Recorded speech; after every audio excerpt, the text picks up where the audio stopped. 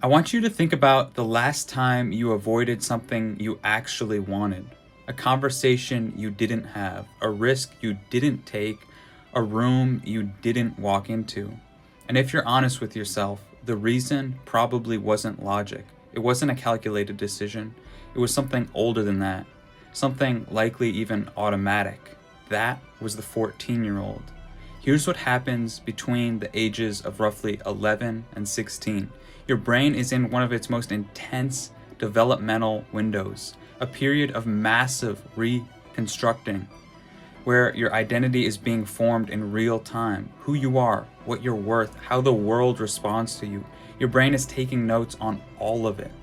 And whatever conclusions it draws during that window gets encoded deeply, not as memories exactly, more as the way you walk through the world.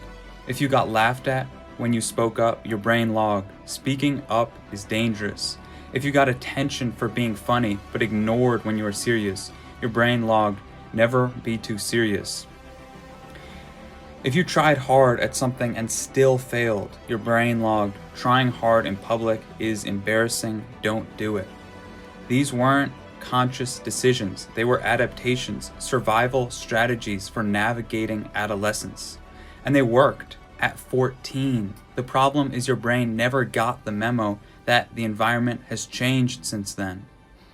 Psychologists call these core beliefs, and the research is pretty clear that most of them are formed before you turn 18. They sit underneath your personality, like a foundation, invisible, but they carry the load of many of your decisions. And here's what makes them so hard to spot. They don't announce themselves as beliefs. They announce themselves as facts. It doesn't feel like, I believe I'm not the kind of person who deserves to be in that room. It feels like, I'm just not the kind of person who belongs in that room. There's no question mark, there's no debate. It's just a certainty that feels completely natural. That's how a 14-year-old's coping mechanism becomes a 25-year-old's personality trait.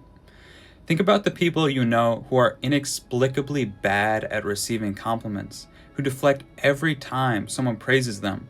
Somewhere in their formation, being visible felt unsafe, so they learned to shrink. And now shrinking feels like humility, feels like personality, when it's really just an old protection that never got retired. Or the person who's incredibly capable but chronically undercharges, undersells, underestimates themselves in professional settings. Somewhere along the way, they got the message that asking for too much leads to rejection or humiliation or something, so they ask for less, and they call it being realistic.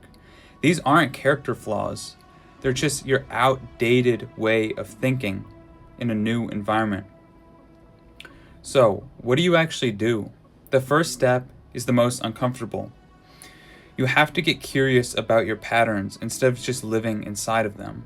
When you notice yourself avoiding something or reacting in a way that feels disproportionate or putting a ceiling on yourself for no clear reason, don't just accept it. Ask where it came from. Not in a self-help journal, let me write this all down and think about it for hours.